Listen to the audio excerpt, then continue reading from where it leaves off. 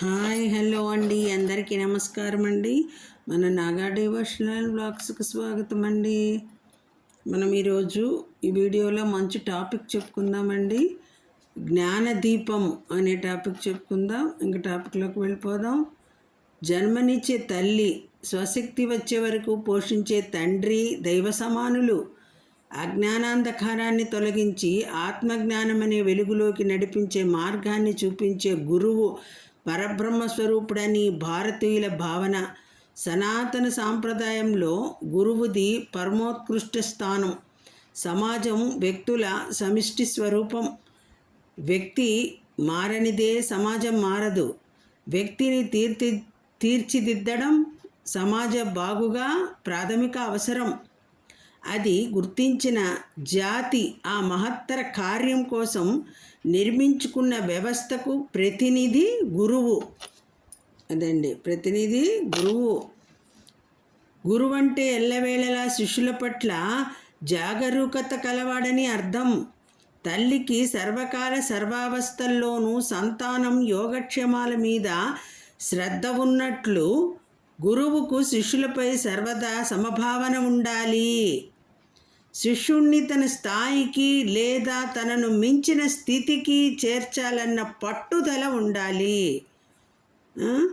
అప్పుడే ఆ గురుత్వం సార్థకమవుతుంది. వేద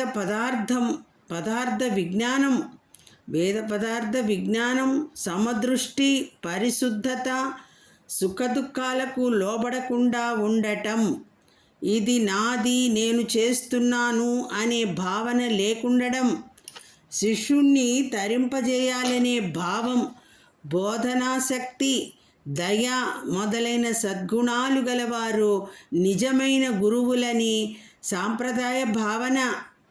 నవ్వుతూ మాట్లాడటం, కపట ప్రవర్తన, ధనాశక్తి లేకపోవడం, శిష్యుల పట్ల అపారమైన వాత్సల్యం సద్గురువు లక్షణాలు.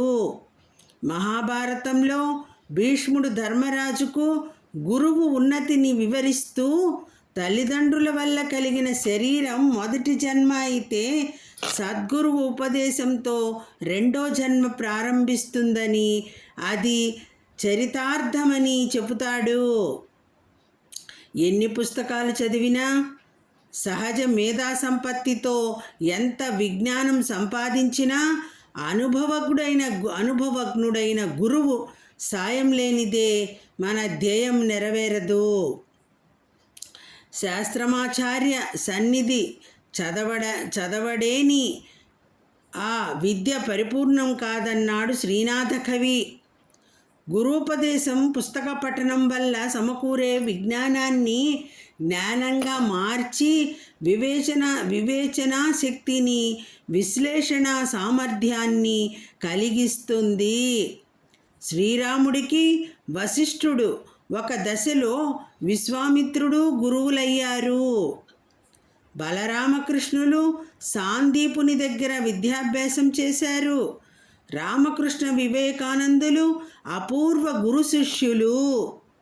సూర్యుడు లేకుండా వెలుగు లేదు, ఔషధం సేవించకుండా రోగం నశించదు, గురువు లేకుండా జ్ఞానం లభించదు అని పెద్దల మాట.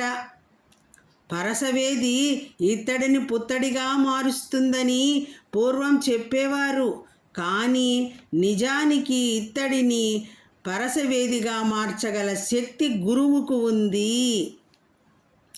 నువ్వేమిటో నీకు తెలియజెప్పేవాడు గురువు అంటారు ఆధ్యాత్మికవేత్తలు. తండ్రి పిల్లవాణ్ణి వేలు పట్టుకొని నడిపిస్తున్నట్టు తనను అనుసరిస్తున్న శిష్యుణ్ణి గురువు వెలుగుబాటపై నడిపిస్తాడు. గురువు లేని విద్య గుడ్డి విద్య అని వేమన సూక్తి. భౌతికంగా చూపు లేనివాడు జీవులను, వస్తువులను ఎలా సందర్శించలేడో, గురువు లేనివాడు అలాగే జ్ఞానాన్ని యథాతథంగా గ్రహించలేడు. వెలుగుతున్న దీపమే మరిన్ని దీపాల్ని వెలిగించగలదు. ఉపాధ్యాయుడు నిత్య విద్యార్థి కావాలి. విద్యార్థుల్లో విద్యార్థి కావాలి. అతను కూడా అలా ఫ్రెండ్లా కలిసిపోవాలి.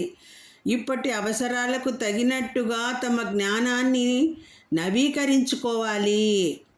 ఉద్యోగాల కోసం చదివే చదువుల్లోనే కాదు, నాట్య సంగీతాది కళల్లోనూ గురు శిష్య సంబంధాలు పటిష్టంగా ఉంటే విలువలతో కూడిన విజ్ఞాన సమాజం నెలకొంటుంది. విద్య కాదు, నాట్యము సంగీతము కళల్లో గురు శిష్య సంబంధాలు పటిష్టంగా ఉంటే విలువలతో కూడిన విజ్ఞాన సమాజం నెలకొంటుంది అని చెప్తున్నారండి. గురువు గురించి ఎంత అద్భుతంగా చెప్పారండి. ఈ వీడియోలో తెలుసుకున్నాం మనము. వీడియో నచ్చినట్టయితే 10 మందికి షేర్ చేయండి, లైక్ చేయండి, సబ్స్క్రైబ్ చేసుకోండి ఇట్లాంటి వీడియోల కోసం. అదండి. అందరికీ ధన్యవాదములు. సర్వం శ్రీకృష్ణార్పణమస్తు. ఓం గురుభ్యో నమః.